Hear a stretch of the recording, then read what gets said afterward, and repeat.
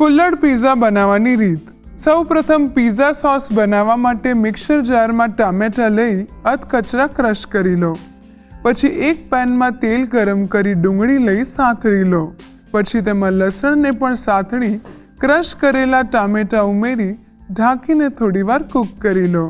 ટામેટાની કચાશ દૂર થઈ જાય એટલે તેમાં મરી પાવડર, પીઝા સિઝનિંગ અને ટોમેટો કેચઅપ ઉમેરી મિક્સ કરી લો।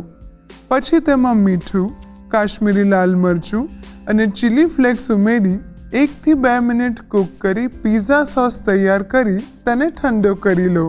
હવે વેજીટેબલનું મિશ્રણ તૈયાર કરવા માટે કડાઈમાં તેલ ગરમ કરી ડુંગળી લઈ સાંતળી લો। પછી કેપ્સિકમ અને ટામેટાં ઉમેરી થોડીવાર સાંતળી લસણ ઉમેરી લો।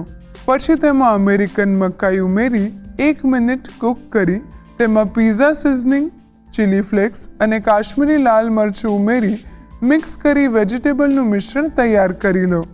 પછી તેમાં તૈયાર કરેલો પીઝા સોસ, ટોમેટો કેચઅપ અને મેયોનીઝ ઉમેરી મિક્સ કરી લો। ત્યારબાદ તેમાં મીઠું ઉમેરી લો।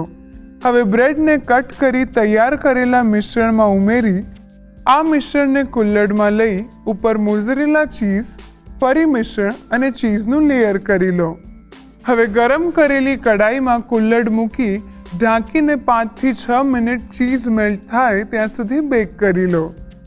પીઝા બેક થઈ જાય એટલે બહાર લઈ ચીલી ફ્લેક્સ અને મકાઈના દાણા સાથે ગાર્નિશ કરીને સર્વ કરો। તો તૈયાર છે એકદમ ડિલિશિયસ અને ચીઝી કુલ્લડ પીઝા।